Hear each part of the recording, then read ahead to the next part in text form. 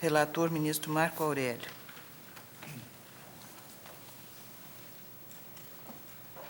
Presidente, o plenário, em 22 de fevereiro de 2006, deliberou pela feitura de diligência, de modo a se obter do governo da Áustria a informação sobre a possibilidade de austríaco naturalizado ser extraditado, mediante a peça protocolada nesta Corte. Em 30 de março de 2006, o extraditando procedeu à apresentação de decisão prolatada pelo juiz de direito da comarca de Sirinhaém, revelando a adoção própria dele por Mário Luiz Biger. Tal adoção, entretanto, não consubstancia óbice a extradição. Talvez por isso mesmo não tenha sido formalizado o requerimento em tal sentido. O governo da Áustria, e o meu voto proferido na assentada foi no sentido de deferimento da extradição, apresentou a seguinte peça: tomo a liberdade de me dirigir a Vossa Excelência com um processo de extradição pendente do austríaco Werner Riedel, nascido em 7 de 8 de 1957 em Viena, detido no Brasil em 30 de março de 2005, devido a um pedido internacional de prisão, e desde aquela data se encontra detido. Contra o citado, se encontra no Tribunal Estadual para Causas Penais em Viena um processo criminal devido à suspeita de crime grave de fraude profissional e por estar ligado à organização criminal parcialmente realizado e parcialmente tentado executar. Como é de vosso conhecimento, as autoridades judiciais austríacas, por meio da Embaixada da Áustria em Brasília, dirigiram no dia 17 de novembro de 2004 um pedido de extradição às autoridades brasileiras. O processo tramita, e a referência aqui ao processo, no que diz respeito ao acordo de reciprocidade emitido pelo Ministério Federal da Justiça, os atos incriminados ocorreram antes da obtenção da cidadania brasileira, de modo que a proteção resultante do gozo da cidadania brasileira não lhe caberia, na medida que é de nosso conhecimento, de acordo com o artigo 5º, parágrafo 51 da Constituição brasileira, aqui é o inciso, em vigor, brasileiros naturalizados podem ser objeto de extradição por causa de crimes comuns por eles cometidos, toda vez que tais crimes tenham ocorrido antes da data de sua naturalização. Segundo o direito austríaco, é a parte que interessa, considerado objeto da diligência, o processo de concessão da cidadania deveria ser retomado caso a naturalização tenha sido obtida mediante falsificação de documento, falso testemunho ou algum outro ato passível de punição judiciária ou mediante algum outro ato delituoso. Como o extraditando, no momento de sua naturalização no Brasil, evidentemente ocultou conscientemente a existência de um processo penal contra ele, no caso inverso, na Áustria, a naturalização assim obtida deveria ser cassada e nada impediria uma eventual extradição. Mesmo os compromissos internacionais assumidos pela Áustria, mediante ratificação do acordo de diminuição dos apátridas, os acordos permitem tal cassação, caso a patricida tenha sido obtida mediante declaração falsa ou ato enganoso. Frente às questões apresentadas, e está em negrito, venho reforçar que as autoridades judiciais austríacas, em casos semelhantes, estão dispostas e em condições de tratar pedidos de extradição de brasileiros do mesmo modo. Certos de vossa atenção, antecipadamente agradeço e aproveito para apresentar a Vossa Excelência os protestos de minha estima e distinção. Em síntese, afirma o governo da Áustria que, em situação semelhante, deferiria a extradição. Eu mantenho o voto, mantenho o voto, deferindo O pedido o tradicional. pedido formulado. Tenente Ou seja, relator. Pois não. Trata-se de um compromisso de reciprocidade viável, no caso, exequível. Eu estou vendo o ministro Pertence aí com sobressenho assim, preocupado. Uma situação Problema do brasileiro naturalizado, a acusação é de... Mas a acusação... Os pois atos é. são anteriores à naturalização. Exato. São exato. anteriores. O crime teria sido cometido antes Da da naturalização. obtenção da naturalização. Agora, ele aqui responde também a processo penal, né? Aqui no Brasil. Sim, daí no voto. Exato. Mas o importante é que o Estado se comprometeu. Não, mas independentemente disso, não, quer dizer, a reciprocidade está cumprida agora. Está cumprida. Preciso saber se é naturalizado brasileiro que possa ser extraditado. E Se o crime ocorreu, Não, Não há dúvida nenhuma ocorreu antes da naturalização. Sim. Ah, está Sim, certo. sim. Então não há dúvida quanto a isso. quanto a esse A fato. dúvida era só quanto à reciprocidade. só quando É. dariam. Eles afirmam. Por isso que baixou a diligência o processo. O tenente relator, portanto, defere a extradição. Há divergência? O tribunal, à unanimidade, deferiu o pedido com extradicional. aquela ressalva, não é? Sim, com a ressalva referente ao presidente da República. Exato, o presidente da República. Autorizar. Aqui não há, ministro, eu penso que não há. Né? Não há. Processo Estive no Brasil? vendo o voto, porque eu consigno, defiro o pedido de extradição na forma preconizada pelo Ministério Público, ou seja, limitando a responsabilidade penal, a burla qualificada, né? E aí menciono os itens do pedido, né? Na forma do parecer. Não há o problema do processo. Por aqui eu tenho informação de que ele responde a processo crime no Brasil. Aí eu recomendo Vossa Excelência pedir vista, É, porque eu- eu estou dizendo, eu Ministro examinei Carlos os Brito, autos. Vossa- Né? Vou fazer o seguinte, excelência, sem nenhum desdouro, eu peço vista em mesa, só para dar uma Certo. olhada. Suspenso, portanto, o Aliás, pregão. irrelevante. Hein? Aliás, essa nossa... É bobagem. Nosso condicionamento é irrelevante, porque isso diz respeito à execução da extradição. O poder é do presidente da República, independente do nosso falar. De dizermos ou não. Eu me convenço, me convenço. Então, Posso eu retiro proclamar o pedido. resultado, então? Ministro Carlos Pode, Brito. pode. O tribunal, à unanimidade, deferiu o pedido extradicional nos termos do voto do relator. Extradição número 1022, relator ministro Sepúlveda Pertence, requerente ao governo da Itália, extraditando Gianluca Meloni. Com a palavra o relator.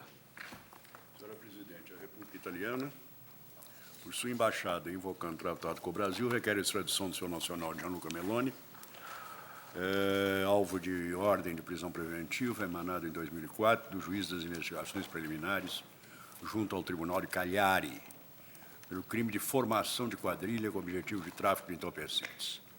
Cópias dos textos legais pertinentes, traduções da ordem de prisão preventiva e outros 9 contra o extraditando e outros 9 co-iniciados, emanado do juiz do GIP de Cagliari, relatório dos fatos, etc. Colho da ordem de prisão preventiva as imputações referentes ao extraditando Meloni. Meloni, Cardia, Carbonella, Espiga e Ruiz. Delito do artigo 74 do Decreto do Presidente da República 309/90, por terem constituído, promovido, dirigido, organizado e participado de uma quadrilha criminosa destinada à prática de mais delitos previstos pelo artigo 73 do Decreto do Presidente da República 309/90, em particular, associação destinada à importação do exterior, compra, transporte, comércio, venda e posse ilícita de substâncias estupefacientes de tipo cocaína, tendo cada um o seguinte papel operacional. Vem Ruiz, que é o promotor, fundador e organizador da quadrilha, e se enumeram.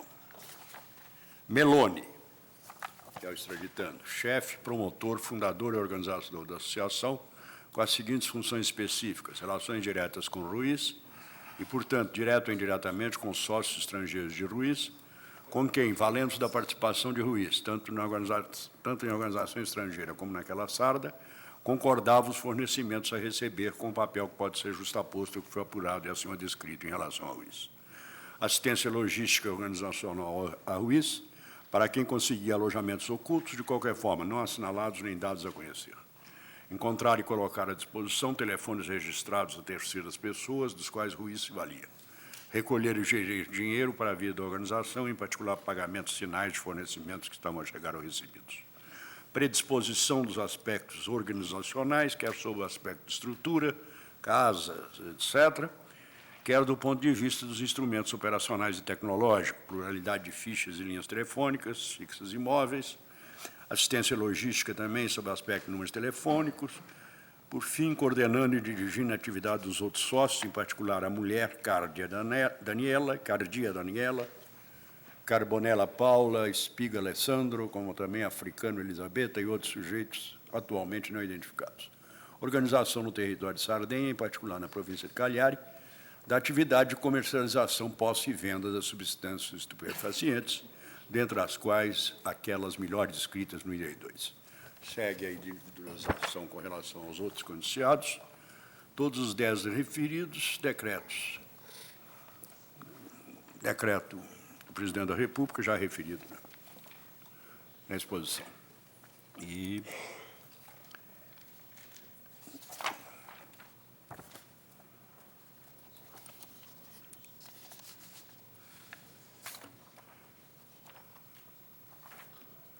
decretada e efetivada a prisão preventiva do extraditando em 6 de dezembro de 2005, o seu interrogatório foi delegado ao juiz federal da Seção Judiciária da Bahia. O interrogado respondeu que está no Brasil há 1 ano e alguns meses, estava trabalhando como pedreiro, naquela oportunidade comprou biquínis, bermudas, sungas para revender na Itália, mandava as mercadorias pelos Correios, casado, tem 2 filhos na Itália. Na segunda vez que veio ao Brasil, no ano, veio com a intenção de ficar apenas 1 mês, tanto que adquiriu passagem de volta, que todavia teve notícia para o seu cunhado da prisão de sua esposa e sua mãe na Itália, que ficou sabendo que o estavam procurando, entrou em contato por telefone com a polícia na Itália, pedindo que soltasse a sua mulher e sua mãe, pois já estaria voltando, que eles disseram que nada poderiam fazer. Resolveu permanecer no Brasil por mais um tempo, tem o 2º grau completo, deseja retornar à Itália para se defender das acusações que lhes são feitas. Sua mãe e sua esposa ficaram presas por 10 meses e depois foram soltas. Em carta endereçada ao Supremo Tribunal, escrita de próprio punho, o extraditando manifestou seu desejo de não se opor à extradição. O representante legal da Interpol na Bahia, por ofício de 30 de janeiro de 2006, comunicou a lavratura do termo circunstanciado contra o extraditando, tendo por objeto a investigação de possível prática do delito de desacato.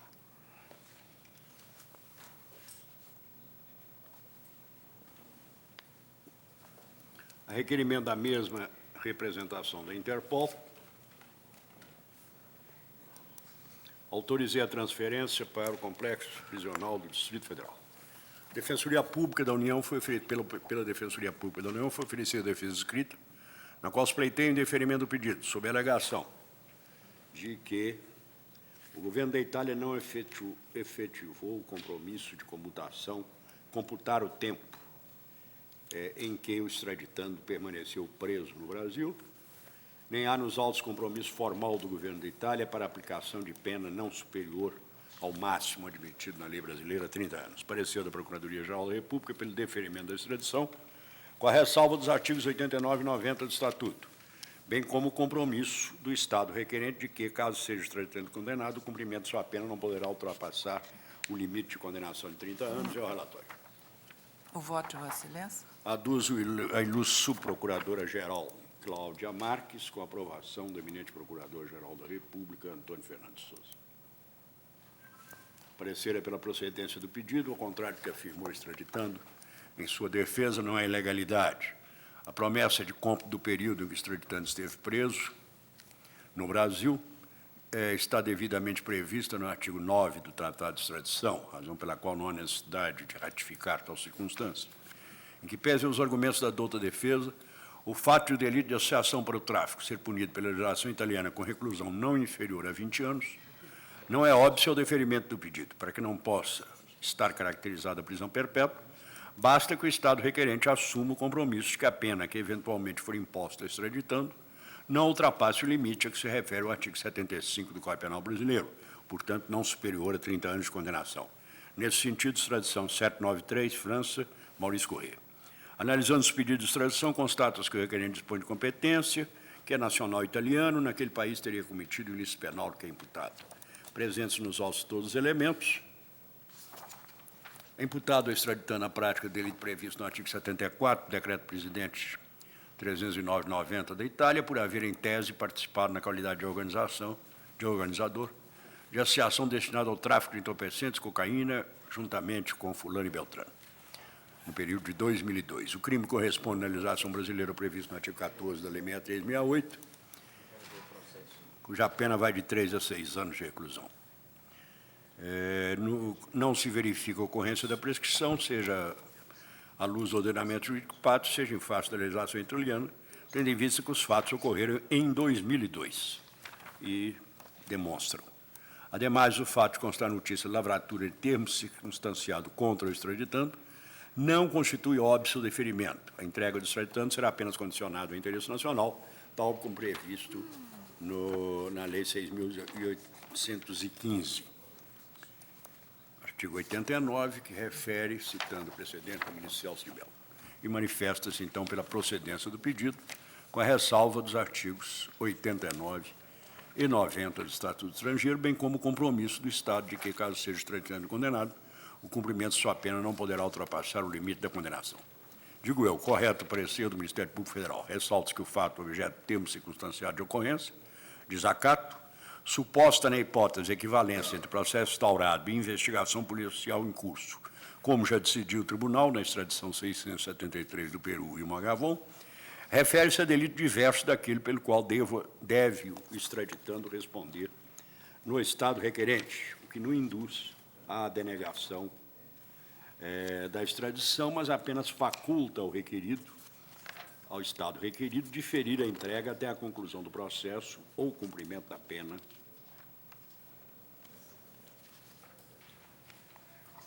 Trata-se, conforme ressaltei no julgamento da extradição 797, de decisão de governo, estranha ao objeto da jurisdição do tribunal, e que só é de tomar após julgada a legalidade da extradição.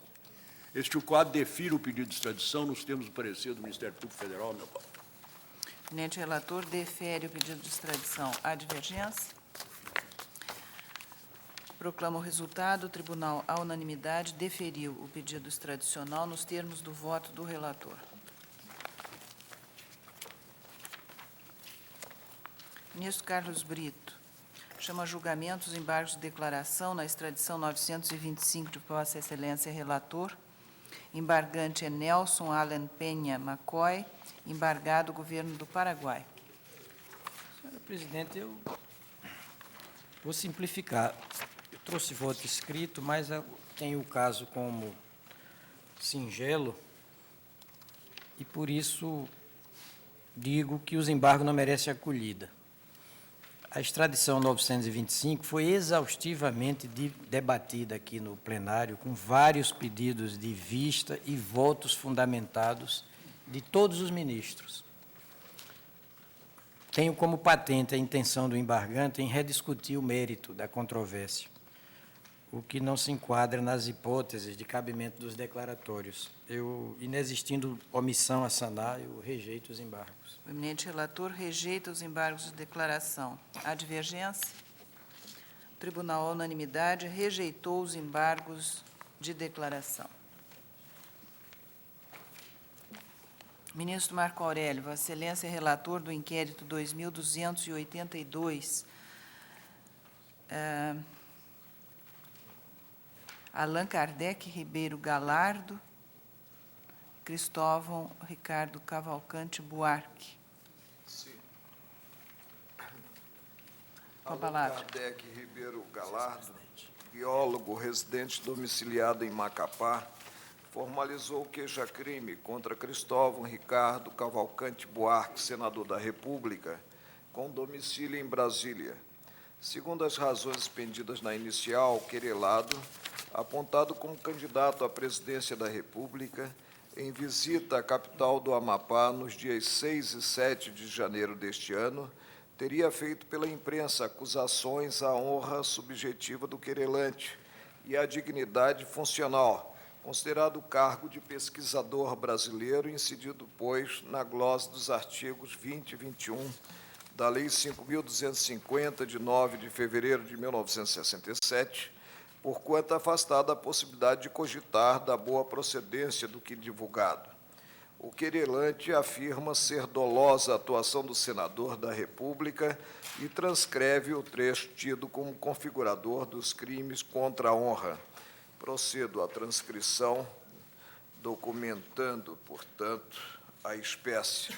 O querelante assevera a ofensa ao disposto na citada lei e aos artigos 138, 139 e 140 do Código Penal.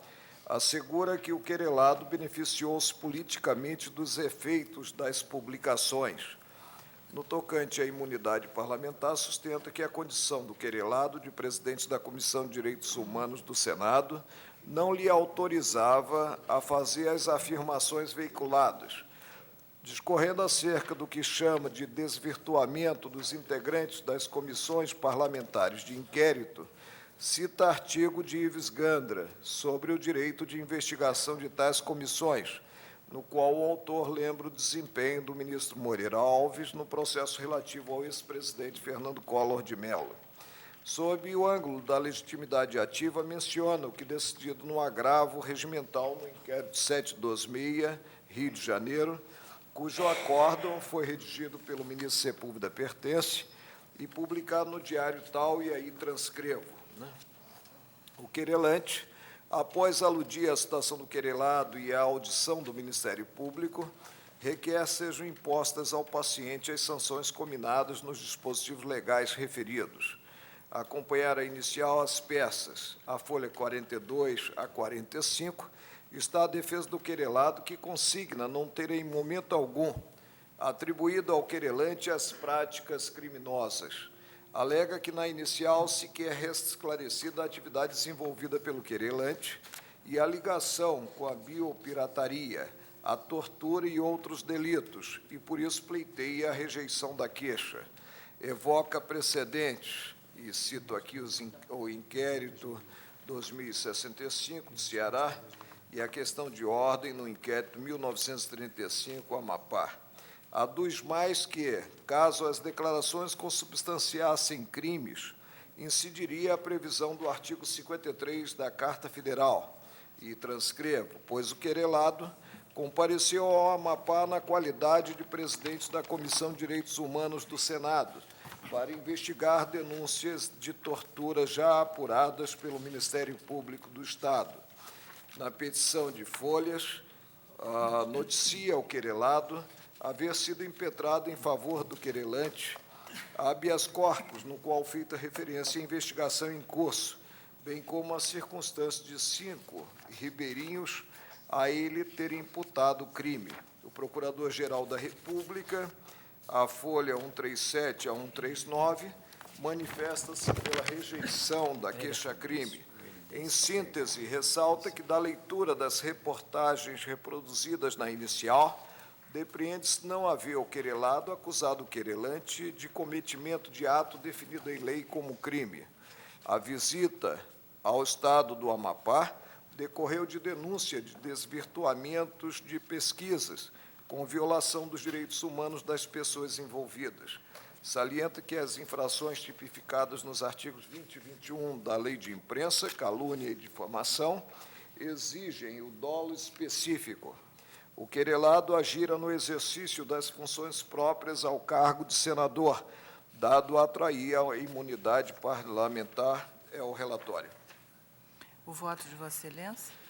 Presidente, como consta da defesa e do pronunciamento do Ministério Público, em momento algum, o querelante, ao falar à imprensa, como presidente da Comissão de Direitos Humanos do Senado, sobre fatos objeto de investigação, atribuiu a quem quer que seja a prática de tortura, o uso de pessoas como cobaias para pesquisas.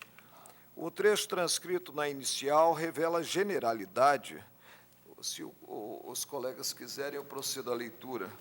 Revela generalidade que não se pode apontar direcionada a este ou aquele cidadão, a este ou aquele pesquisador. O exame sob tal ângulo é da maior importância, levando em conta a preservação dos perfis envolvidos, do querelante e do querelado. Há de se analisar a queixa-crime, tendo em vista a imunidade parlamentar, no que esta pressupõe palavras passíveis em contexto comum de serem tidas como contrárias à honra de certa pessoa. Em um primeiro passo, entendo improcedente a queixa-crime. Mesmo que assim não fosse, incidiria, conforme registrado na defesa e na promoção do Ministério Público, o disposto no artigo 53 da Constituição Federal, descabendo, ante as declarações do querelado, cogitar de tintas fortes, a não ser as indispensáveis para a demonstração da gravidade dos fatos, uma vez procedentes. O princípio da razoabilidade, o princípio da racionalidade, não considerada a vida pregressa do senador da República, Cristóvão Buarque, mesmo não considerada, já seria suficiente a presumir-se desempenho harmônico com o alto cargo de presidente da Comissão de Direitos Humanos do Senado, mas abandonem o campo da presunção e atentem estritamente para o que veiculado.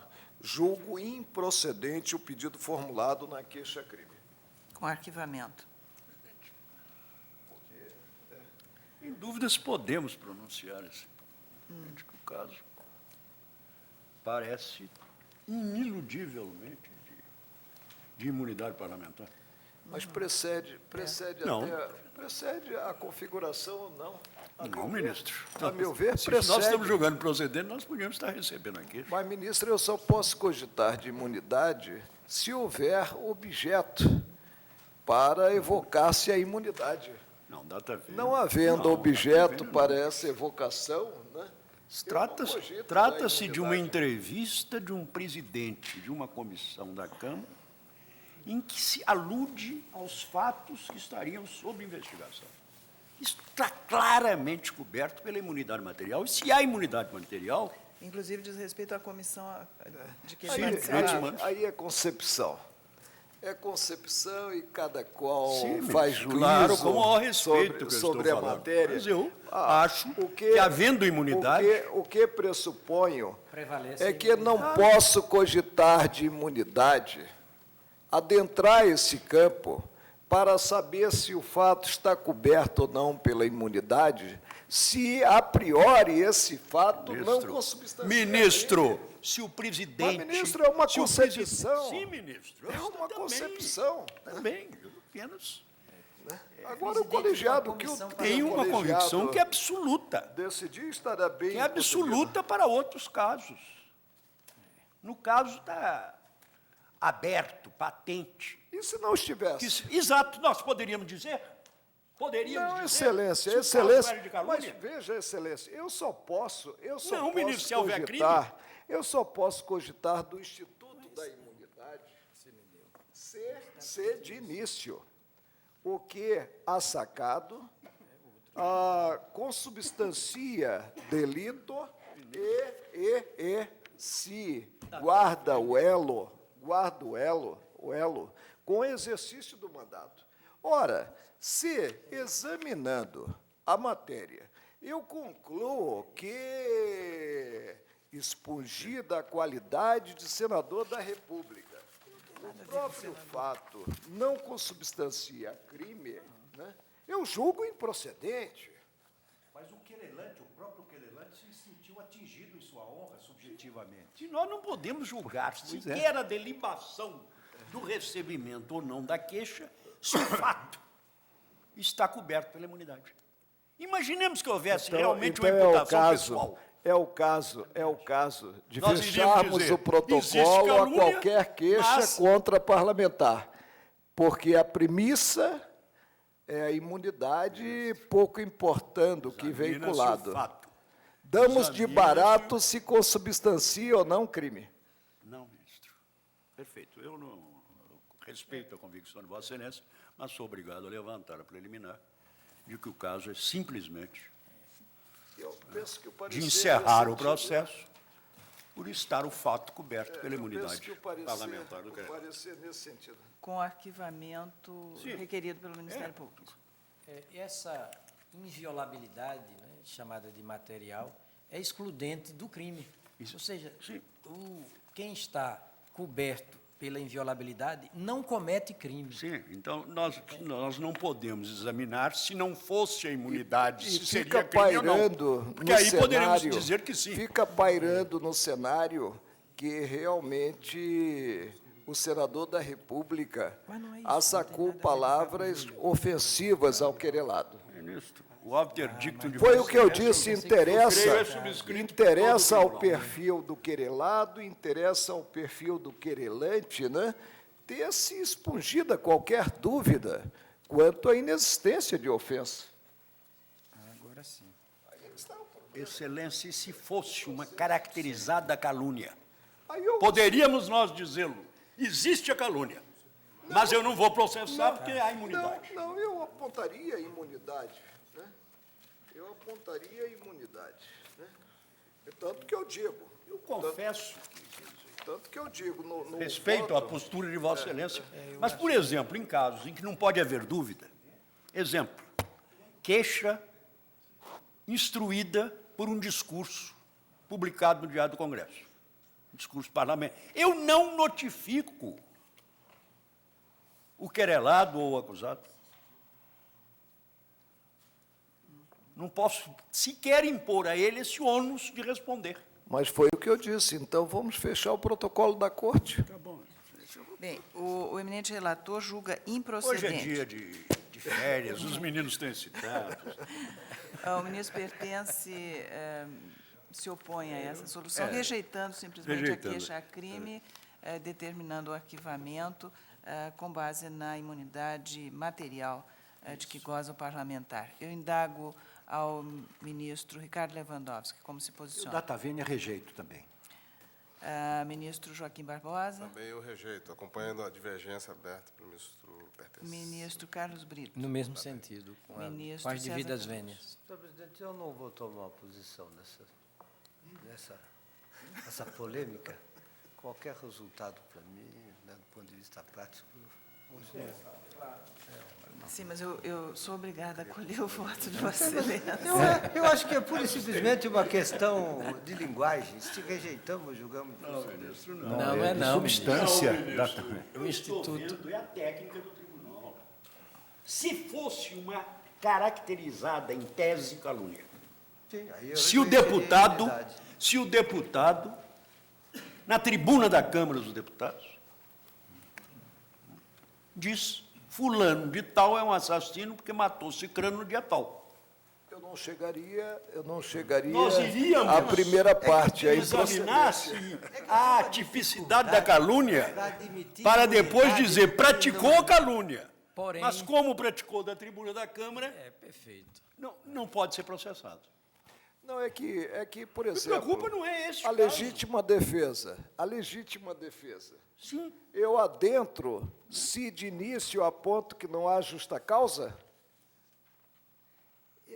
A minha dificuldade é conceber a imunidade independentemente de alguma coisa que seja insuscetível da não imunidade. Pois é. Ou seja, só há imunidade ordem contra natural alguma das coisa. coisas, né? Se é nada, vai Por ter isso que o imunidade parecer contra da nada. Procuradoria, Vossa por Excelência isso que o concorda com o parecer- ponto de vista do ministro Marco Aurélio. Por isso É é que- primeiro preciso averiguar a tipicidade do fato para depois cogitar da imunidade.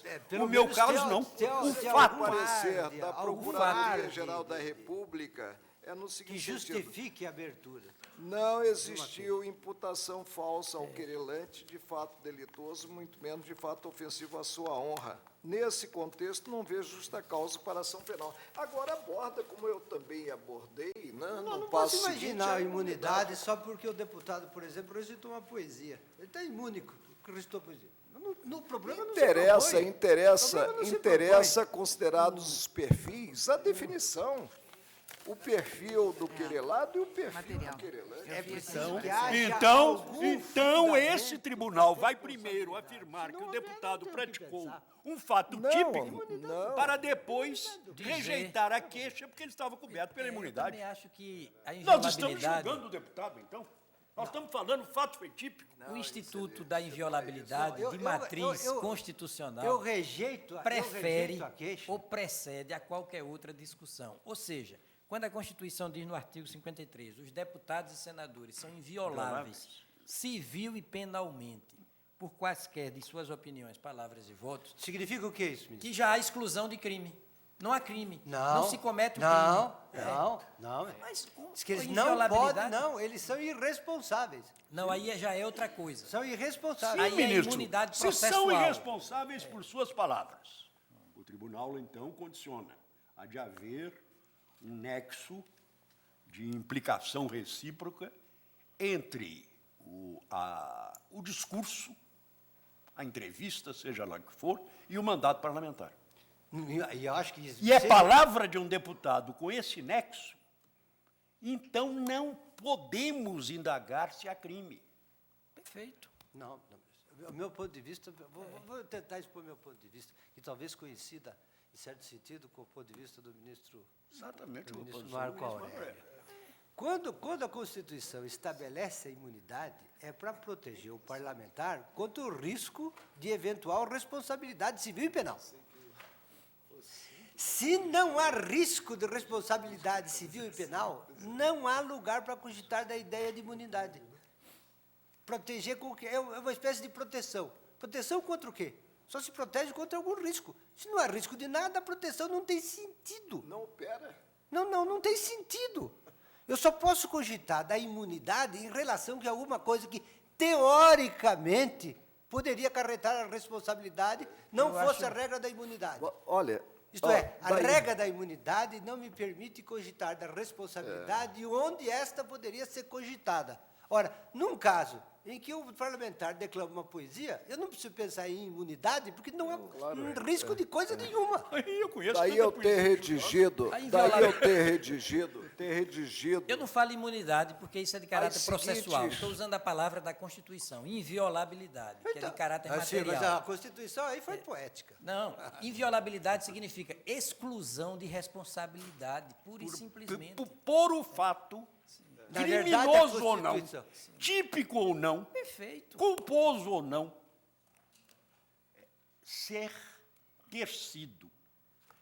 ter se realizado mediante palavras cobertas pela imunidade. imunidade. parlamentar. Isto me basta. Eu não posso fazer juízo, por mais delibatório que ele seja, sobre a tipicidade de palavras Opiniões pronunciadas e por um votos. congressista na tribuna do Congresso.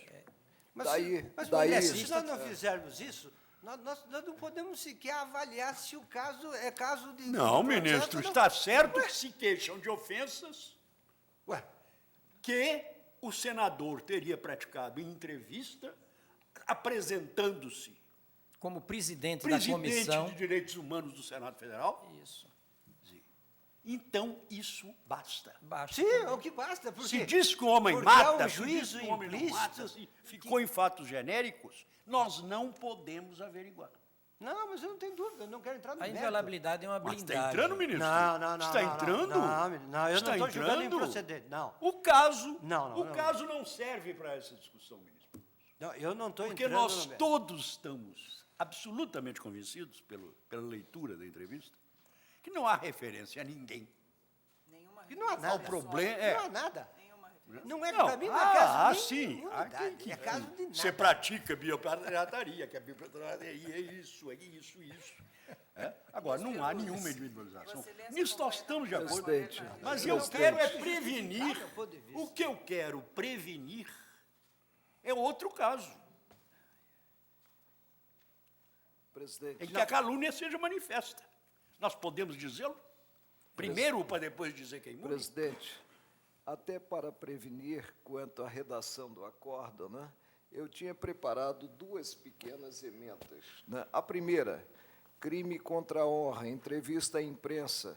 Descabe apontar crime contra a honra quando, na entrevista, há alusão a fatos genéricos, alvo de investigação, dela não se depreendendo sequer implicitamente a referência a este ou aquele cidadão.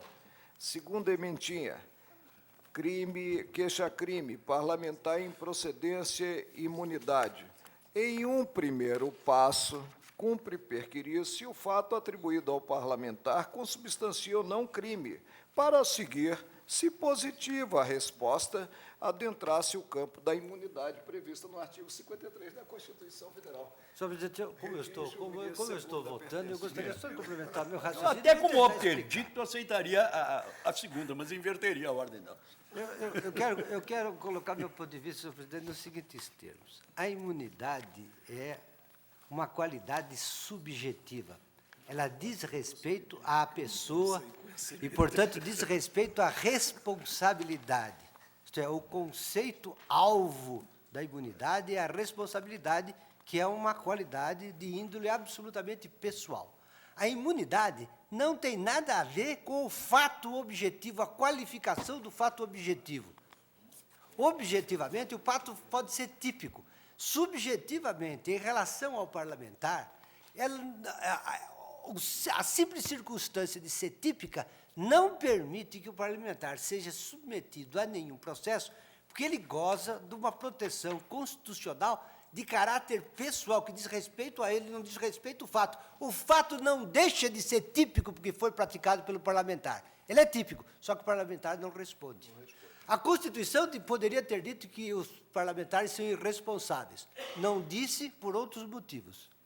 Usou da palavra inviolabilidade. Mas, na verdade, o que a Constituição quer dizer, Ontem mesmo, sem Vossa equívocos de Excelência linguagem, citou a Constituição sem do dubiedade Império. de Vossa linguagem, Excelência sabe muito mais do que eu que sobre esta, diria o ministro Nery, o ministro Instituto Jurídico não tem natureza porque não participa do mundo da natureza, mas o tradicional jargão nosso de falar em natureza jurídica, que essa natureza jurídica da inviolabilidade parlamentar já custou rios de tinta.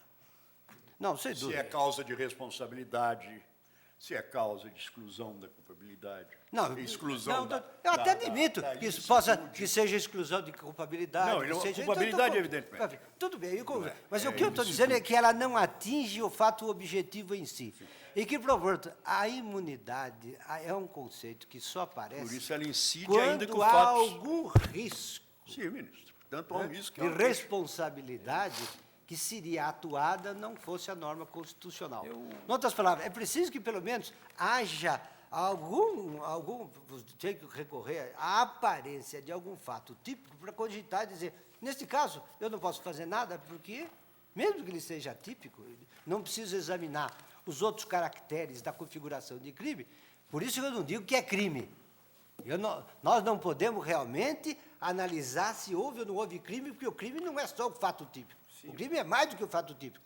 Nós não podemos examinar isso. Por isso é que eu não acompanho o ministro Marco Aurélio, com o devido respeito, em relação à improcedência, porque eu não examino a não ocorrência de crime. O que eu digo é que eu rejeito a queixa, porque, embora os fatos sejam atípicos, o parlamentar está coberto pela imunidade. Isto é, eu não preciso indagar mais além da tipicidade. Basta examinar a tipicidade, eu não examino nem culpabilidade, nem injuridicidade. Simplesmente daqui eu não posso examinar. Aqui Eu o acho que é fato uma não é questão de típico. itinerário mental. Porque aqui o fato não é típico. É Aqui itinerário o fato não é mental. típico. Porque se voltar ao meu exemplo, se fosse, por exemplo, uma queixa-crime fundada, por exemplo, numa absurda acusação de que ele declamou uma poesia no Senado, eu não preciso nem invocar a imunidade. Invocar a imunidade por quê? Se eu entendi o voto do ministro Pertence, o preciso itinerário mental desculpar-me. do ministro Pertence é o seguinte: a inviolabilidade exclui o tipo penal. Não, ministro, é esse Não que vou não. entrar nesse problema. Porque se for assim, Preciso desculpar. A situação do coautor. Imagina se Iríamos é nos imunidade. aprofundar num furdunço. Que Vossa Excelência ia se arrepender desse dia que temos tantos compromissos. E preciso Ministro, não desculpar. pode haver imunidade contra o que não é típico. Não há imunidade contra não, nada. eu quero dizer o seguinte, Excelência. Olha, Vossa Excelência parte do fato da conduta objetivamente considerada para dizer que ela preenche o núcleo do tipo. Ela é tipicamente penal. Não, ela é alguma coisa penalmente relevante para ser examinada. Muito bem, mas quem examina do ângulo da inviolabilidade exclui esse juízo objetivo. O que interessa é que, funcionalmente, o agente é inviolável. Eu pergunto para o senhor, o parlamentar é inviolável? Não é nem pessoalmente, Ministro, é o funcionalmente. parlamentar é inviolável quando toma água?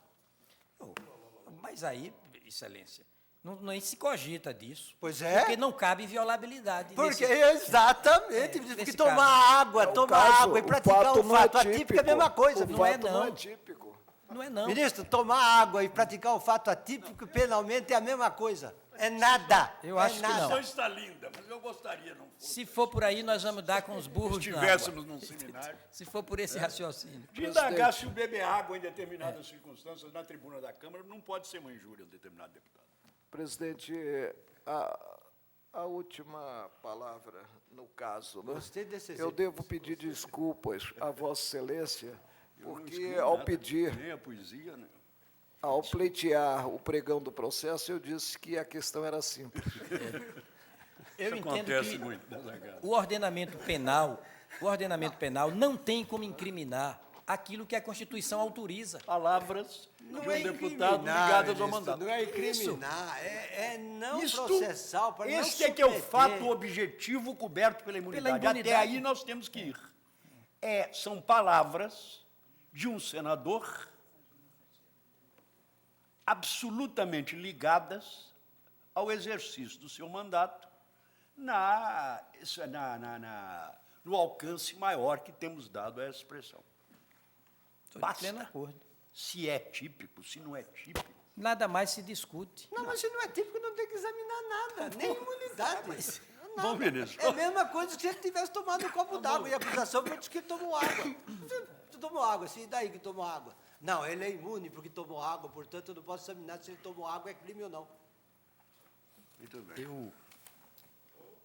O meu raciocínio não parte do direito penal para o direito constitucional. É o inverso, do direito constitucional para o direito penal. Sim, mas... Então é uma questão de itinerário Não, mental. mas não, Vossa Excelência está suscitando a tese que a imunidade retira a tipicidade da ação. Eu acho que a inviolabilidade Brava. acoberta o parlamentar, Sim, mas é pessoal. blindando-o É contra... pessoal. Se o fato objetivo, sem nenhuma qualificação penal, se o fato objetivo está compreendido na área da inviolabilidade. É o Pronto. que me basta. Eu também. Por isso é que eu disse. Eu já arquivei, sem notificar o parlamentar, diversas queixas que vinham instruídas com um pedaço do Diário do Congresso Nacional. Mas, ministro, é exatamente isso. É preciso O examinar que se está está na naquele área da discurso? inviolabilidade. O que está naquele discurso? Não me interessa, eu não posso indagar. Eu também penso nesse sentido, porque eu acho que a prerrogativa é institucional, é de caráter objetivo, não subjetivo, tanto é que é irrenunciável. Ou seja, nós, as palavras dos parlamentares, em razão de ser uma prerrogativa institucional, são insindicáveis quando pronunciadas Só se pode no renunciar a exercício do alguma coisa que é mandato. pessoal. Eu não Nós posso não podemos renunciar entrar ao tamanho de uma árvore. O tamanho da árvore não pertence a mim, pertence à árvore. Eu não posso renunciar a alguma coisa que é a qualidade de um Não, objeto. é irrenunciável. O Portanto, fato não é objetivo. subjetivo, é Eu vou renunciar à objetiva, qualidade do prerrogativa. fato. Eu só posso renunciar a alguma claro. coisa que o ordenamento jurídico me confere como atributo. É isso que eu posso É renunciar. como a Eu não prerrogativa posso da renunciar magistratura. Como a prerrogativa. a A forma de prerrogativa um- da magistratura, ela pertence à cidadania, não ao, Por isso ao mesmo, magistrado, ao é deputado. irrenunciável, não é irrenunciável, não porque diga respeito ao fato, é irrenunciável porque diz respeito à pessoa. É um atributo, é uma qualidade que é dada pela Constituição à pessoa do parlamentar. Data Por isso vênia é a irrenunciável. instituição e Não a é a cidadania. pessoa do parlamentar, é ao agente público. Ao agente, a pessoa, que você Não, quiser. não é o parlamentar enquanto indivíduo, é o Isso, parlamentar enquanto parlamentar. Por isso que eu disse Exatamente, parlamentar. enquanto representante do povo de uma instituição. Por isso que é parlamentar. Aí, em síntese, Vocês não querem é férias. Não, férias nós queremos. Eu perguntaria, Mas se eu é só não- enquanto parlamentar, Não. por que a imunidade subsiste após encerrado o mandato? Não é tanto assim, não. Não, mas É aí, o fato objetivo, aí já faz parte. é o fato objetivo que perde a qualificação possível de crime.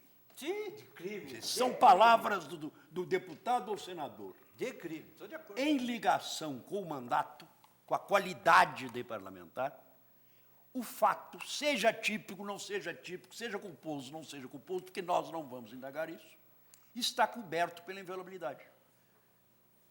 Pronto, Nós isso é não o que conta. podemos indagar de nenhum predicado do que, se aquilo fosse pronunciado em outras circunstâncias ou por outra pessoa, seria crime ou não.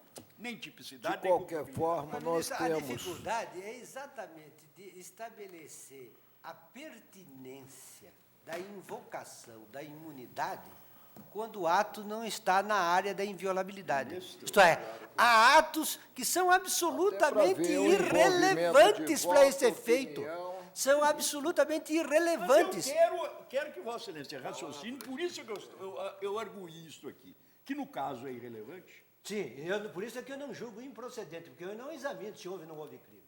Eu rejeito a queixa, sem entrar no... Porque se eu pudesse entrar no mérito, aí sim eu estava violando a imunidade material. Mas Vossa Excelência Eu não está estou entrando. examinando. Não, eu estou dizendo o seguinte, é absolutamente irrelevante o fato e, portanto, não há necessidade de examinar nada. A queixa é absolutamente carente de justa causa. Em função da inviolabilidade. Em função da inviolabilidade. Sim, em função da Então inviolabilidade. voltamos a prestigiar a inviolabilidade. Ministro, porque tem por teoricamente, se poderia examinar a relevância da acusação. Porque se a acusação fosse de que ele tomou um copo d'água, eu sairia daqui dando risada. E não falando em imunidade. Eu dizia, isto é uma brincadeira, não é Não me questão de provoque imunidade. para os exemplos do copo d'água, ministro. Esse Um exemplo dia nós do- vamos discutir isso, mas não aqui. Bem, Não, Então, de outros em suma, eu rejeito a queixa, eu não desço ao exame do mérito da ação penal, porque realmente isto seria submeter o parlamentar a um exame de responsabilidade que a Constituição não permite. Por isso eu não julgo a ação improcedente. Eu rejeito a queixa. bem, eu proclamo o resultado, portanto, o ministro Pertence rejeita, não é? Aliás, foi o primeiro a se manifestar nesse sentido. O tribunal, por maioria, rejeita a queixa-crime, vencido parcialmente, é curioso isso. Não, o meu fundamento é que é diferente, eu não sou vencido. vencido Não, não o sou relator, vencido. eu estou me referindo ao relator. Vencido o relator que a julgava improcedente. O ministro César Peluso também rejeita a queixa-crime, porém por diversa fundamentação. Por falta de justa causa. Isso vai constar das extensas notas Vossa taquigráficas Excelência. que Vossa Excelência passará as férias E inteiras Vossa Excelência, a revisando. matéria é toda constitucional. Como? A matéria é toda constitucional. Exato, eu também acompanho, a presidência também acompanha na rejeição da queixa-crime. Lavrará o acórdão, eu creio que esse acórdão, ministro Lewandowski, deva ser lavrado pelo ministro Sepúlveda Pertence, E foi o primeiro na primeiro que divergência. votou. Foi o primeiro que votou. Primeiro na divergência.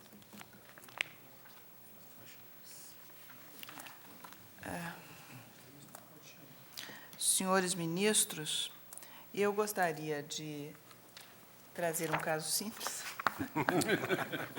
Espero que seja simples, senão o ministro Lewandowski já fica escalado para pedir vista dos autos. É um agravo regimental na arguição de suspeição número 38. É interposto esse agravo por Mozart. Perdão, eu vou chamar julgamento, então, agravo regimental na arguição de suspensão 38, agravante Mozart de Quadros, agravado relator da reclamação número 4047 do Supremo Tribunal Federal. O agravante, Mozarte de Quadros, insurge-se contra a decisão que negou seguimento à arguição de suspeição do relator da reclamação 4047, no caso, o ministro Gilmar Mendes. Esta negativa de seguimento deu-se por intempestividade. Ele sustenta que tem uma longa argumentação em que ele refere até divergências ideológicas com agravante, coisa que o depoente, naturalmente, não acredita. Basicamente, a questão é essa. O meu voto, bastante singelo, é o seguinte: a presente arguição de suspeição foi oferecida a destempo, dado que a reclamação 4047 foi distribuída no dia 9 de fevereiro de 2006, uma quinta-feira. Extinguiu-se, portanto, o coinquídio regimental no dia 14 de fevereiro de 2006, terça-feira, tudo nos termos do artigo 279 do Regimento Interno deste Tribunal.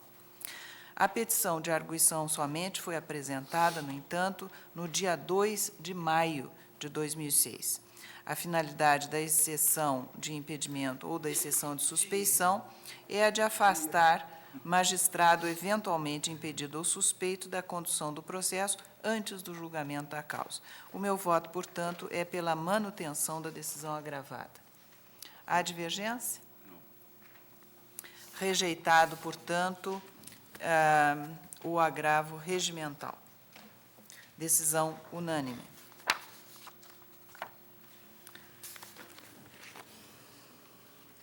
Ministro Carlos Brito, Vossa Excelência é relator do agravo regimental, no agravo regimental, nos embargos de divergência, nos embargos de declaração, no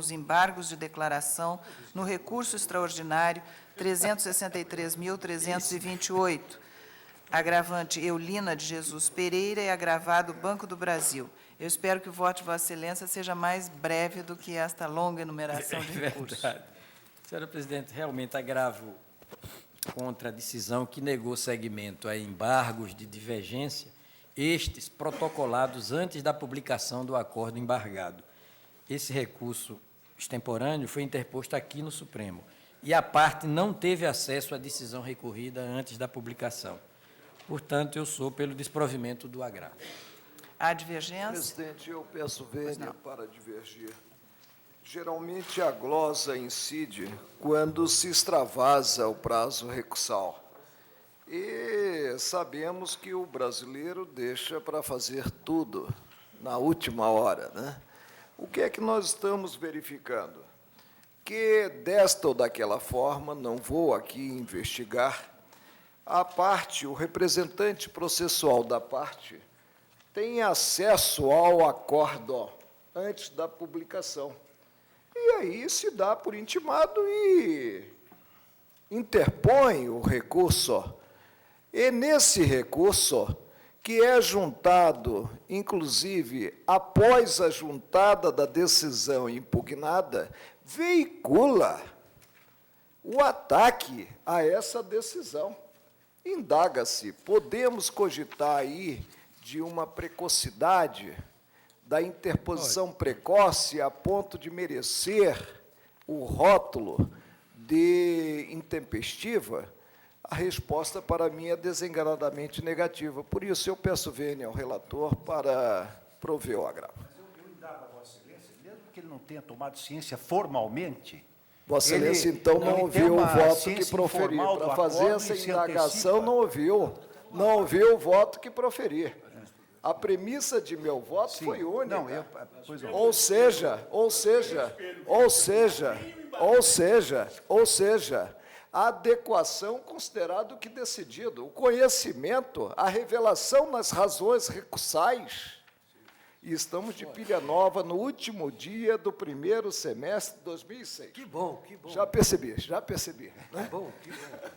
Mas a premissa de meu voto é única, é o conhecimento do porque conteúdo a da grande decisão. maioria dos casos é o inverso. Entre aspas, no espelho que nos foi distribuído, nem o agravante diz que conhecia o acordo.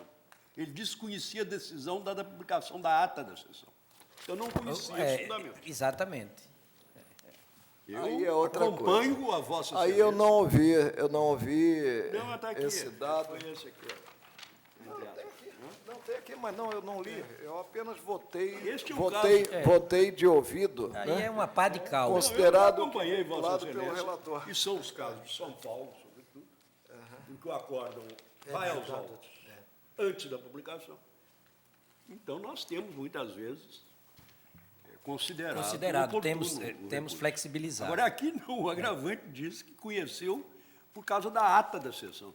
A ata da sessão não tem fundamento disso. Bem, o relator nega provimento, Nega com provimento. divergência do ministro Marco Aurélio, colhe o voto do ministro Ricardo Lewandowski.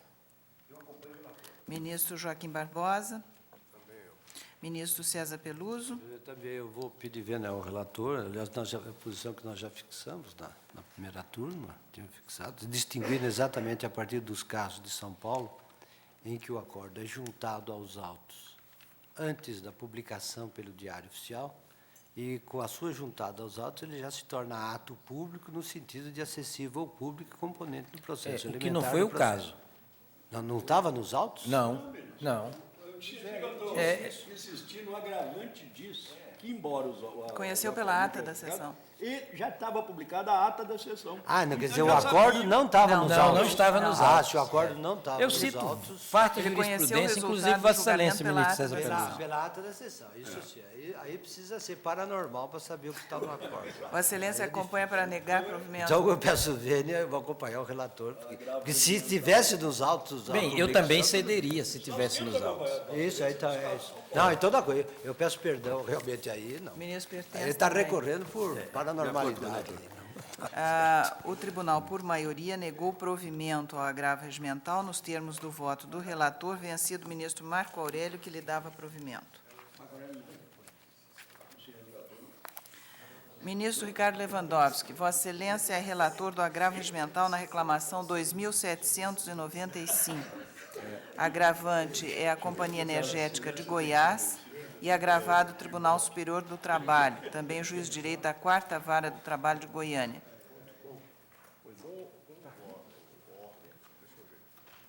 Senhor presidente, eu, infelizmente, não trouxe o voto. Pois não, cancelado o pregão, então.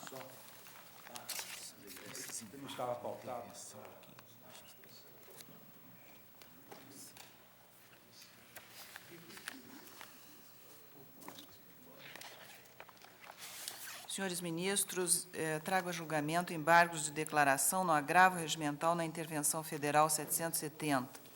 Embargante Santino Martinelli, cônjuge, embargado o Estado de São Paulo. É o seguinte o relatório. Cuida-se de embargos de declaração em agravo regimental interposto contra a decisão que negou provimento ao pedido de intervenção no Estado de São Paulo. O acórdão embargado tem a seguinte ementa, aspas, agravo regimental em intervenção precatório, descumprimento involuntário.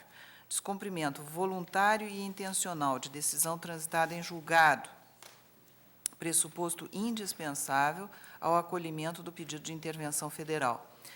2. Precatório, não pagamento do título judicial em virtude da insuficiência de recursos financeiros para fazer frente às obrigações pecuniárias e à satisfação do crédito contra a Fazenda Pública no prazo previsto no parágrafo 1º do artigo 100 da Constituição da República. Exaustão financeira, fenômeno econômico-financeiro vinculado à baixa arrecadação tributária que não legitima a medida drástica de subtrair temporariamente a autonomia estatal. Precedentes, agravo regimental a que se nega provimento. Fecho aspas. Nas suas razões, os embargantes sustentam, em síntese, que do acórdão emana contradição com o contido no processado, no qual está plenamente realçado o descumprimento voluntário e intencional da res judicata. Ainda que não cabe, no caso em tela, o reconhecimento de exaustão financeira da Fazenda Pública, de vez que os 8 pagamentos anuais concedidos pelo artigo 33 caput da Magna Carta foram a partir de 88, portanto, há mais de 15 anos atrás, e justamente para evitar a exaustão financeira. Terceiro, o descumprimento voluntário e intencional da coisa julgada apontado pelos embargantes decorre dos sucessivos depósitos realizados a menor e com grande atraso pela autarquia estadual em flagrantes atos de má-fé que não mereceram pronunciamento no venerando acórdão embargado. Fecho aspas. Pedem, ao final, o acolhimento dos embargos para aclarar e alterar as conclusões do acórdão embargado. O voto, senhores ministros, é o seguinte. Diverso do que alegaram os embargantes, o acórdão embargado decidiu que o descumprimento do pagamento do precatório não foi voluntário e intencional. Nesse aspecto, cumpre salientar o teor do voto ora embargado. Anoto que a premissa básica da decisão agravada é de que não houve, por parte do requerido, o descumprimento voluntário e intencional de decisão judicial transitada em julgado, pressuposto indispensável ao acolhimento do pedido de intervenção federal. Dessa maneira, a ausência de conduta dolosa, isso foi frisado, do ente estatal em descumprir a ordem judicial, não autoriza o deferimento do pedido de intervenção, a exemplo do que ocorreu por ocasião do julgamento da Intervenção Federal 3.601, redator para o acórdão, o ministro Gilmar Mendes, da qual transcrevo a seguinte ementa. E aí vem a ementa transcrita. Por isso, a decisão agravada, dizia-se, está em consonância com a orientação recente dos julgamentos proferidos por esta Corte, razão por que nega o provimento ao agravo regimental. Portanto, não se pode, pela alegação de não pagamento no prazo de 90 dias de precatório complementar, deferir a medida drástica de subtrair temporariamente a autonomia estatal, que, de regra, só poderia sofrer a mencionada ingerência quando se fizessem presentes ostensivamente os respectivos pressupostos. Nesse sentido, destaco o julgamento da Intervenção Federal número 2915, publicada no Diário da Justiça de 28 de novembro de 2003, que ficou assim ementado: Intervenção Federal, precatórios judiciais, não configuração de atuação dolosa e deliberada do Estado de São Paulo, com finalidade de não pagamento, Estado sujeito a quadro de múltiplas obrigações de idêntica hierarquia, necessidade de garantir eficácia a outras normas constitucionais, como, por exemplo, a continuidade de prestação de serviços públicos. A intervenção, como medida extrema, deve atender à máxima da proporcionalidade, a adoção da chamada relação de precedência condicionada entre princípios constitucionais concorrentes, pedido de intervenção indeferido, fecho aspas.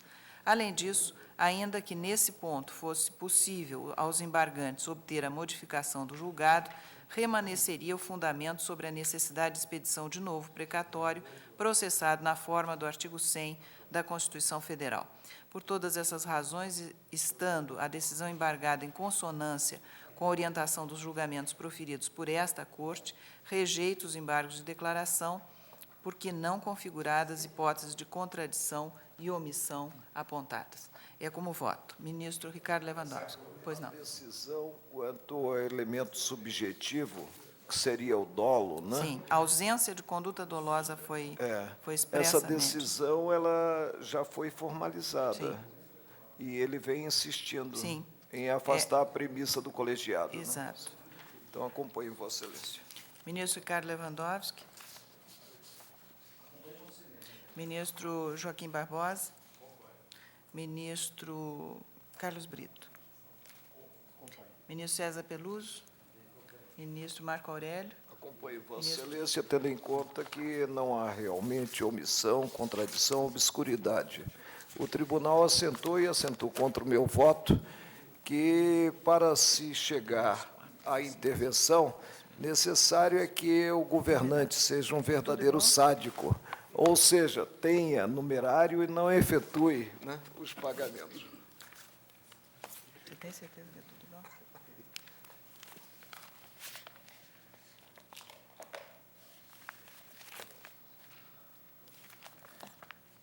Proclama o resultado. O tribunal, à unanimidade, rejeitou os embargos de declaração nos termos do voto da relatora. Senhores ministros, eu peço licença para chamar mais 4 casos idênticos.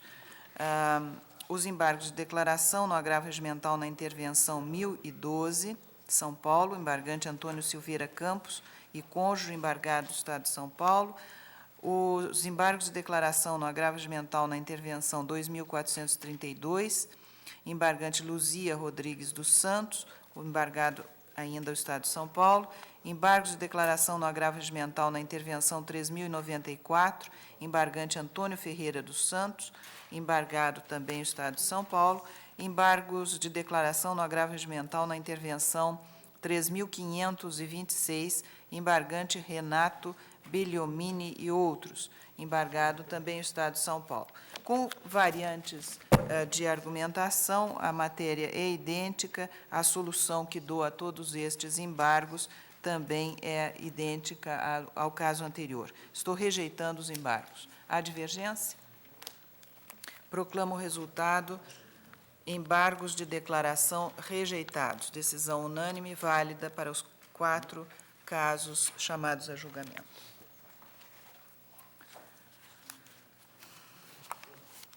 Chega. Senhores ministros, esta é a nossa última... Pois não. Os meus agravos não estavam pautados, portanto, eu não trouxe os votos, mas mandei buscar no gabinete. Vossa Se Excelência Vossa Excelência quer eventualmente julgá-los? pudesse Pois colocar não. em votação, Só um momentinho. seriam aqui... Agravo regimental na reclamação 3024, 2024. do Amazonas. Pois não. Senhor presidente, estou com a palavra? Pois não? Para aí fazer Só um minutinho, ministro Lewandowski, que eu vou apenas apontar o nome do agravante, Francisco Robério Pires, e do agravado, que é o relator da ação cautelar inominada incidental número tal do Tribunal de Justiça do Amazonas.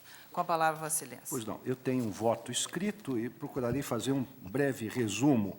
Trata-se de uma reclamação com pedido de medida liminar ajuizada contra decisão proferida pelo desembargador Jovaldo dos Santos Aguiar, que em ação cautelar inominada determinou a reintegração de Francisco Pedro Amaral e Raimundo de Souza Neto, interessados na direção do Sindicato dos Trabalhadores em Transportes Rodoviários de Manaus, Amazonas.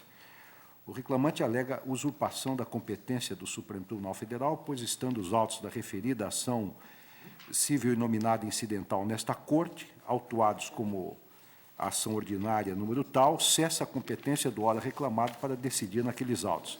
A liminar foi indeferida pelo eminente ministro Carlos Veloso, então relator. Houve um agravo regimental interposto em momento anterior à publicação da decisão que interferiu liminar. Foi negado seguimento a esse recurso de agravo. A Procuradoria-Geral da República opinou pela extinção da reclamação em razão do transcurso temporal do mandato reclamante perante o sindicato em causa, configurada perda superveniente de objeto. O ministro Carlos Veloso negou o seguimento à reclamação nos termos do parecer da Procuradoria. Foi interposto o agravo regimental dessa decisão. E, resignado, sustenta-se aí neste recurso que a questão é de ordem pública e está reclamando imediato reparo jurídico. Há um novo parecer da Procuradoria, manifestando-se pelo não provimento do agravo regimental. Eu estou aqui acompanhando a manifestação da Procuradoria, que, em seu último parecer, esclarece o seguinte, que, embora o reclamante tenha invocado seu direito de permanecer à frente do sindicato até que novas eleições sejam realizadas e tomem posse os novos eleitos, a entidade sindical em questão trouxe esses autos prova de constituição de uma nova diretoria em decorrência de eleições validamente realizadas. Entendo, portanto, estar correto o eminente ministro Carlos Veloso ao reconhecer a perda sobreveniente do objeto desta reclamação, em razão de não mais subsistir qualquer interesse jurídico do reclamante nessa causa, haja visto o transcurso temporal do mandato de 4 anos, extinto em 10 de novembro de 2004, para o qual foi eleito na direção do Sindicato dos Trabalhadores em Transportes Rodoviários de Manaus, e ainda a eleição e posse de nova diretoria. Então, estou negando o provimento ao agravo regimental para, desde logo, julgar extinta a presente reclamação por perda superveniente de objeto. Este é o meu voto. O eminente relator nega provimento ao agravo. Há divergência? O tribunal, por unanimidade, negou o provimento ao agravo nos termos do voto do relator.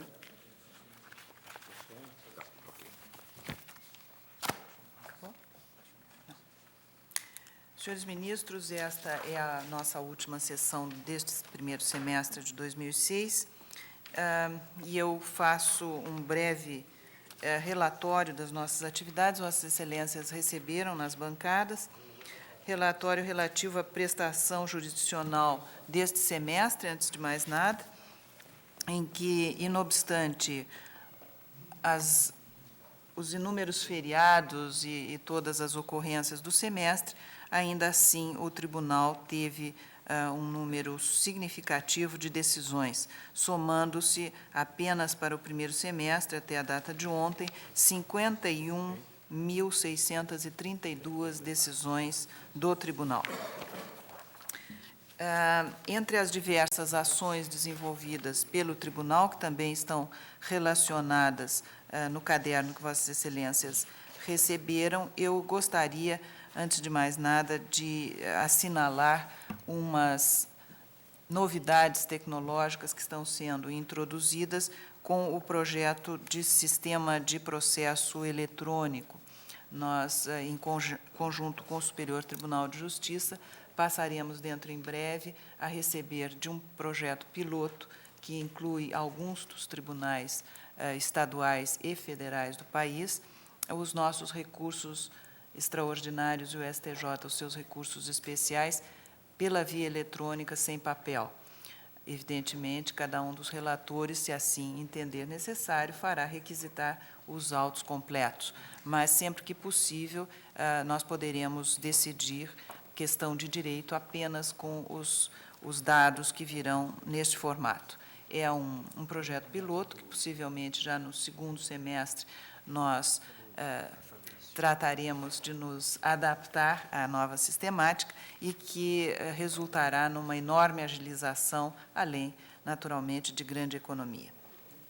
Eu quero também dizer aos colegas que a nova sistemática adotada para exame prévio dos agravos de instrumento antes da distribuição, que foi implantada muito recentemente, tem já alguns resultados que não serão os resultados definitivos, porque a equipe precisou inicialmente ser treinada, houve alguma delonga na implantação, mas já verificamos, já analisamos destes agravos, 4.448, quase 20%, 18,30%, foram descartados desde logo por despacho da presidência, seja por ausência de peças, seja por intempestividade.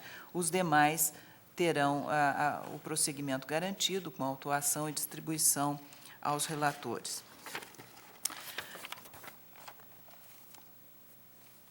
Nós lançamos, neste início de ano, também uma publicação temática que está no nosso sítio internet, diz respeito à jurisprudência da Casa relativa às comissões parlamentares de inquérito.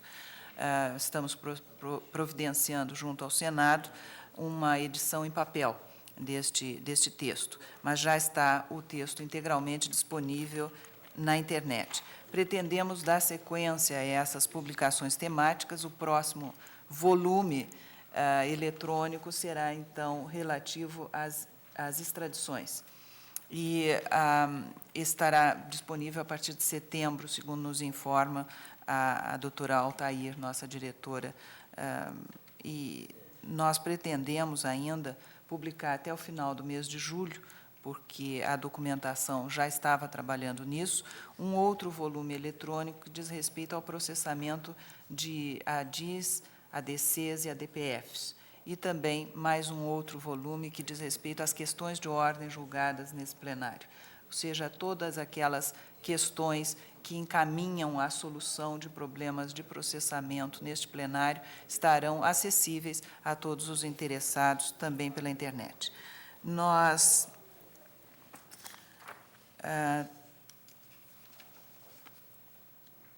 demos prioridade, de acordo com decisão em sessão administrativa, ao processamento de causas em que se verifique interesse de indígenas. O resultado deste trabalho, apresentado pelos gabinetes, foi excelente e, praticamente, nós estamos vencendo as 114 causas que, inicialmente, havíamos constatado como envolvendo interesses indígenas e às quais os relatores deram sequência e, praticamente, nós temos um grande número delas já com julgamento definitivo de mérito. Como sabem, a Corte recebeu inúmeras visitas às atividades institucionais da Casa, incluíram visitas de chefes de Estado nesse primeiro semestre. Destacamos aqui a presença entre nós da presidente do Chile, doutora Michelle Bachelet, e também recebi visita do ministro das Relações Exteriores da Argélia, o doutor Mohamed Bedjaoui, que tem a característica significativa de haver sido presidente da Corte Constitucional daquele país anteriormente ao seu cargo atual. Além disso, também menciono a visita do presidente da França, Monsieur Jacques Chirac.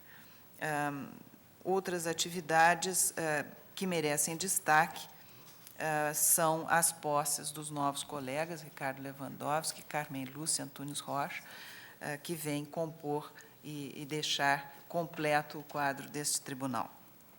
Eu gostaria de referir ainda, entre outras 22 realizações que estão listadas no caderno que Vossas Excelências receberam, o fato de havermos recebido recentemente uma nova concessão para um canal, não é um canal aberto, mas é um canal de televisão que nos permite retransmitir gratuitamente para todo o país o sinal da TV Justiça. Creio que este é um grande avanço. Ainda na data de ontem, antes de ontem, abrimos a primeira reunião do chamado Conselho Estratégico da TV Justiça, que cuidará de novos rumos e novos formatos para a nossa televisão institucional. Ela é feita com a colaboração de inúmeros parceiros, todos os tribunais de justiça, o Ministério Público participa, também a OAB, e, enfim, defensorias públicas, todos aqueles que, junto conosco, fazem a justiça nesse país. Importante também foi a abertura, no dia 28 passado, de um seminário internacional convocado por nós, em conjunto com o Superior Tribunal de Justiça, de operadores da justiça virtual. O Brasil, neste particular, está realmente numa posição de destaque e chama a atenção para todos os nossos países vizinhos, especialmente da América Latina, tem vindo nos solicitar apoio nesse particular. Eu gostaria de referir neste aspecto também aos colegas que o processamento virtual que o sistema judiciário já implanta em diversas das suas unidades, especialmente nos juizados especiais federais, ele está sendo apropriado também pelo Poder Executivo. Eu firmei no dia 28 um convênio com o Ministério da Previdência Social, mediante o qual nós cederemos este know-how àquele ministério para que o processamento administrativo das demandas seja também feito por essa forma. No mais, estão aqui presentes os processos distribuídos por assunto, recentemente distribuídos, e ainda, dentro daquela nossa iniciativa adotada pelo ministro Jobim, de selecionarmos as matérias que causam impacto num grande número de feitos na Casa, os colegas encontrarão realmente a importância que nós damos a esse tipo de atitude proativa em relação à nossa pauta. Vejam que no terceiro gráfico constante, a partir dos processos impactantes, se pode verificar que apenas 13 processos que já estão em pauta, estes 13 processos que ainda não estão em pauta, podem produzir solução para 16.237 causas que estão aqui no Supremo Tribunal Federal. Dos já julgados, foram também 13 processos, resultaram na baixa definitiva de 10.295 processos. Então, nós pretendemos dar sequência a este tipo de atuação proativa em relação à nossa pauta. Eram essas as principais referências que eu tenho. Evidentemente, o relatório é bastante extenso e será uma leitura agradável para os colegas durante o período de férias. Palavra com o senhor Procurador-Geral. Senhora Ministra, Presidente, senhores ministros, esta é a última sessão do semestre, por isso, em nome do Ministério Público, consigno manifestação de louvor pelo trabalho profícuo desempenhado por essa Corte Suprema nesses primeiros 6 meses. Evidentemente, fruto do esforço e dedicação de Vossas Excelências. O relatório hoje apresentado pela Ministra Presidente revela a consistência dessa afirmação. Tenho certeza que o descanso reparador a ser proporcionado pelas férias garantirá, no segundo semestre, igual desempenho e a definição de temas constitucionais relevantes. Boas férias a todos. Agradeço a Vossa Excelência. Com a palavra, o ministro Álvaro Augusto, advogado-geral da União. Senhora Presidente, como é quase de hábito, no encerramento da sessão, do período de sessão desse tribunal, eu iria falar em nome da Advocacia da União, mas acabei de receber um mandato implícito do Dr. Caputo Bastos e não me sinto desautorizado também a falar em nome dos advogados privados. E o testemunho que eu gostaria de deixar registrado mais uma vez é o crescimento do apreço e do respeito que esta Corte adquire, se renova e se multiplica em períodos como esse, em que suas realizações jurisprudenciais e suas realizações administrativas impõem o respeito e admiração de todos quantos vivem esse fenômeno da prestação jurisdicional, e de uma forma cada vez mais complexa, cada vez mais desafiante. Sob a liderança da eminente ministra Ellen Grace, nós vemos que todos os nossos próprios conceitos de como enfrentar e viver esse fenômeno vão se renovando com a sensibilidade e a eficiência que ela incorpora na administração desta casa, aberta às sugestões e às experiências do Brasil inteiro, vivificando o Poder Judiciário por dentro e por fora. Isso nos alegra muito. E quando nós prestamos e renovamos a homenagem a cada um que compõe este tribunal, quando desejamos a cada um uma pausa, não digo de trabalho, porque nós sabemos como são aproveitados esses supostos momentos, ou essas supostas fases de repouso, mas pelo menos que tenham com as respectivas famílias um pouquinho mais de tempo, que durmam um pouquinho mais tranquilos e que tenham da nossa parte, advogados públicos e advogados privados, a renovação do nosso compromisso em colaborar para o engrandecimento da justiça e para a homenagem que é de todo o país a esta casa. Muita paz, muita saúde, muitas felicidades agora e no semestre que se inicia. Muito obrigado. Agradeço a Vossa Excelência. Nossas praxes reservam ao decano a retribuir os votos de boas férias da presidência. As metas fixadas por Vossa Excelência para a gestão do tribunal são ambiciosas. E a fidelidade ao programa traçado talvez não prenuncie muito lazer para a presidente nestas férias. Ficam os votos da casa de que, com o lazer possível, pelo menos dada a nossa ausência, possa colher os primeiros frutos da sua gestão, que, poucos meses passados, já lhe definem o estilo, a competência e o dinamismo.